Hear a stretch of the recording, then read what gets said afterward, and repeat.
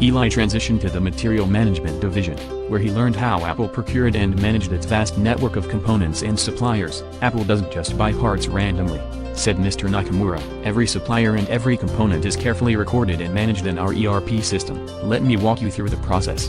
Eli observed how a purchase requisition (PR) was created whenever a department required specific materials. Before anything is bought, a PR is submitted. Mr. Nakamura explained. Each department identifies the required materials and submits a request that goes through an approval process. If we have existing stock, we use it. If not, we move to external sourcing. Eli watched as an engineer submitted a PR for a new batch of A17 chips. The system automatically checked Apple's inventory, confirming that procurement was needed. Once the PR is approved, we issue an RFQ, request for quotation, to our pre-approved vendors.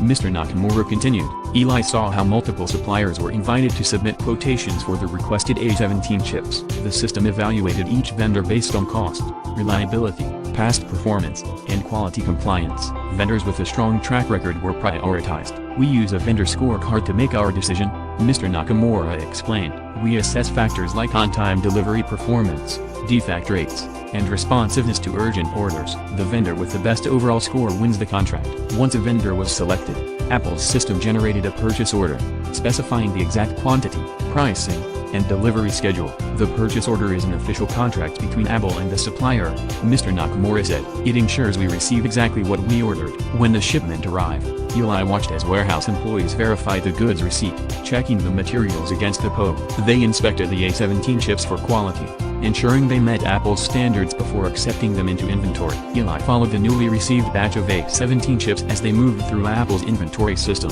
"Here's where material movement comes in," Mr. Nakamura explained. "Each step is tracked in real time." Eli was fascinated by how Apple's just-in-time inventory management ensured only the necessary amount of stock was kept on hand, reducing storage costs while preventing shortages. "We don't store excess inventory unless necessary," Mr. Nakamura said. "This makes our supply chain highly efficient."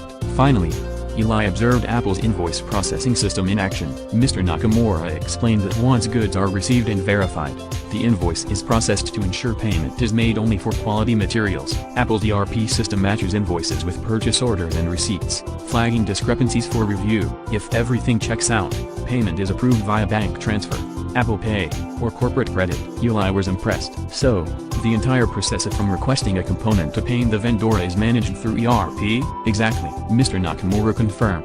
"This efficiency keeps Apple's supply chain seamless." "That's incredible," Eli said. "And now that we have the materials, what happens next?" "Now, we move into production planning," Mr. Nakamura said. "That's where Mr. Carter will take over."